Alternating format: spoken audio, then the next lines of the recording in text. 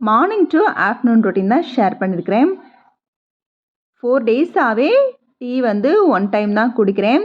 Morning வந்து சோம்பு சீரக வாட்டர் தான் கண்டினியூஸாக குடிக்கிறேன். சோம்பு சீரக வாட்டர் குடித்தாலும் கொஞ்சம் நேரம் கழித்து அதை டீ குடிக்கிறத வழக்கமாக வச்சுருந்தேன். டெய்லி 2 to 3 டைம்ஸ் குடிச்சிருவேன். ஆனால் இப்போ வந்து ஒரு 4 டேஸாகவே 1 டைம் மட்டும்தான் டீ சாப்பிட்றேன். மார்னிங் டீ குடிக்கிறதே இல்லை. ஒரு 11 மணி போல் நல்லா புதினா நிறையா போட்டு புதினா டீ மாதிரி எடுத்துக்கிறேன். காலையில் டிஃபனாக கருப்பு கவுனி அரிசி கஞ்சி தான் எனக்குன்னு தனியாக ரெடி பண்ணுறேன். நைட்டே வந்து கருப்பு கவுனி அரிசியை வந்து ஊற வச்சுருந்தேன்.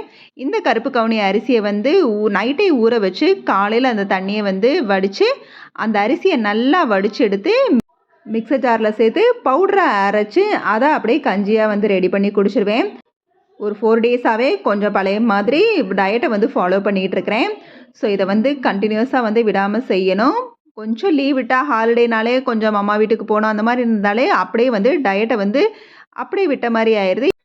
இப்போ திரும்பவும் ஆரம்பிச்சிருக்கிறேன். வழக்கம் போல் காலையில் கருப்பு கவுனி அரிசி தான். வாரத்தில் ஒரு 3 டேஸ் 4 டேஸ் வந்து இதுதான் வந்து மார்னிங் டிஃபனாகவே எனக்கு இருக்கும். இது குடித்தா நல்லாவே ஃபில்லிங்காக தான் இருக்குது. இது குடித்ததுக்கப்புறம் ஒரு 11 மணி போல் தான் புதினா டீயை வந்து போட்டு குடித்தேன். 20 டேஸில் நல்லா வெயிட் இன்க்ரீஸ் ஆன மாதிரி இருந்துச்சு. ஸோ சாரீ கட்டுறப்ப அது நல்லாவே டிஃப்ரென்ஸ் தெரியும். ஸோ அதனால் திரும்ப வந்து ஆரம்பிச்சிடலாம், இப்படியே விட்டால் சரி இருக்காதுங்கிறதுக்காக வந்து அகைன் வந்து ஆரம்பிச்சிட்டேன் வெயிட் லாஸ்க்கு. வெயிட்டு கொஞ்சம் போட்டுட்டேன்னு தெரிஞ்சாலே எனக்காக வந்து அது ஃபீல் ஆனால் தான் வந்து வெயிட் லாஸ் வந்து திருப்பி வந்து ஸ்டார்ட் பண்ணுவேன். மற்றவங்களுக்காக எப்போவுமே எதுவுமே நம்ம செய்யக்கூடாது. அப்படி செய்யணும்னு அப்படி நினைக்கிறப்ப அதில் நம்மளுக்கு ஒரு முழு ஈடுபாடு இல்லாமல் தான் போகும். மற்றவங்க நம்மளை கிண்டல் பண்ணுறாங்க, உடம்பு வெயிட் போட்ட அப்படிங்கிற மாதிரி வந்து ஏதாவது சொல்கிறாங்கங்கிறதுக்காக நம்ம எந்த ஒரு விஷயத்தையும் வந்து செய்யக்கூடாது. உங்களுக்கு விருப்பப்பட்டு நீங்கள் கொஞ்சம் ஸ்லிம்மாக இருக்கணும், நம்ம கொஞ்சம் உடம்பை ஃபிட்டாக வைக்கணும்னு சொல்லி நீங்கள் ஆசைப்பட்டால் மட்டும் அந்த விஷயத்தை வந்து செய்யுங்க. வெயிட் லாஸ் மட்டும் இல்லை, எந்த ஒரு விஷயமா இருந்தாலும் மற்றவங்களோட விருப்பத்தை நம்ம விருப்பமாக்கி நம்ம வந்து அதை செய்ய வேணாம். உண்மையிலே அந்த மாதிரி செஞ்சோம்னா அந்த விஷயத்தில் ஒரு முழு திருப்தி வந்து இல்லாமல் தான் போகும்.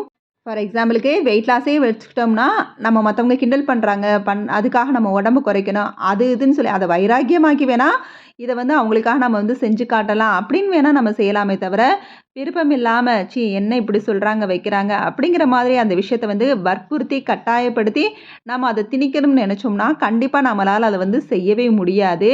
ஒரு 10 டேஸ் செய்வோம் அப்புறம் விட்டுருவோம், ஒரு 4 டேஸ் செய்வோம் அப்புறம் விட்டுருவோம். அந்த மாதிரி இல்லாமல் ஒருத்தவங்க ஒரு விஷயத்த நம்மளால முடியாது, நம்மளை வந்து ஒரு இரிட்டேட் பண்ணுற மாதிரி நம்மளை இன்சல்ட் பண்ணுற மாதிரி நடந்துக்கிட்டாங்க, அதை வந்து நம்ம வைராக்கியமாக செஞ்சு காட்டணும் அப்படிங்கிற மாதிரி இருந்தால் வேணால் அந்த விஷயத்தை நாங்கள் வந்து முழு வைராக்கியத்தோடு செஞ்சிங்கன்னா அப்போ ஒரு முழு நிறைவு நம்மளுக்கு கிடைக்கும். நம்ம முழு இன்வால்வோடு நம்ம வந்து அதை செய்வோம்.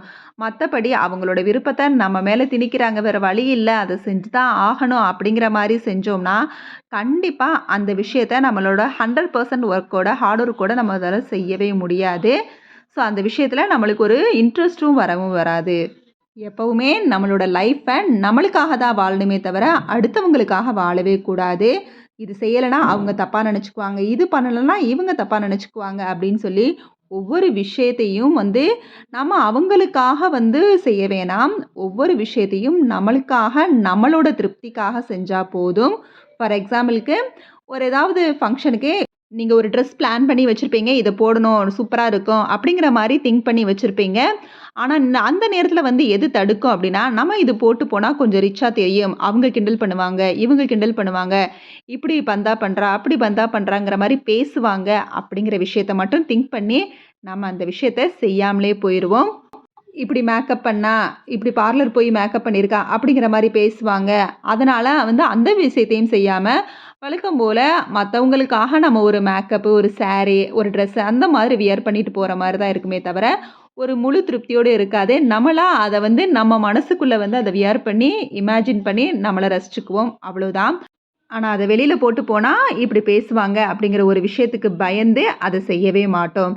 ஸோ அந்த மாதிரிலாம் இல்லாமல் உங்களுக்கு என்ன ட்ரெஸ்ஸு பிடிச்சிருக்கோ அதை வியர் பண்ணி வெளியில் போங்க.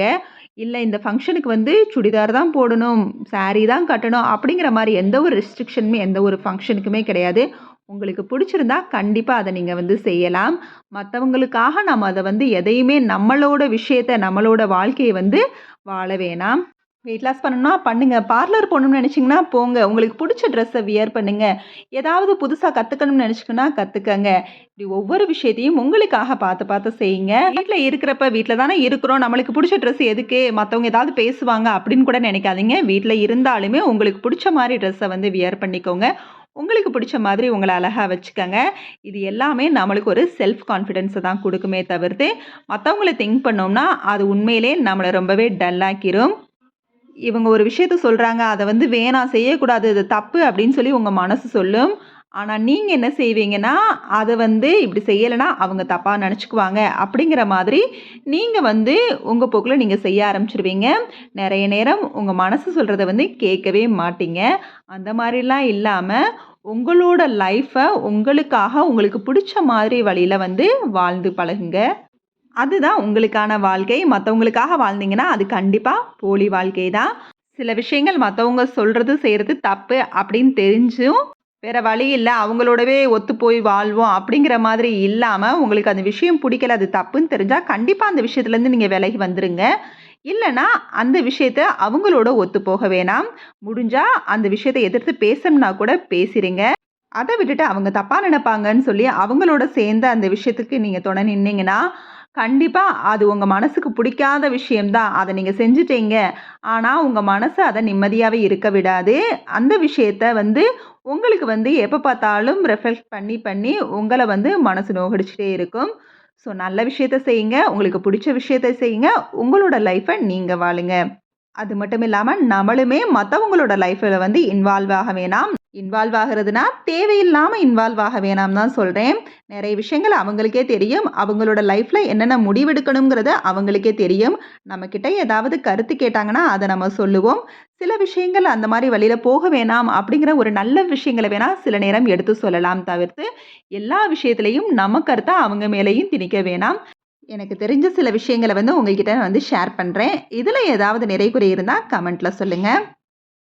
லஞ்சுக்கு பூண்டு குழம்பு தான் ரெடி பண்ணியிருந்தேன்.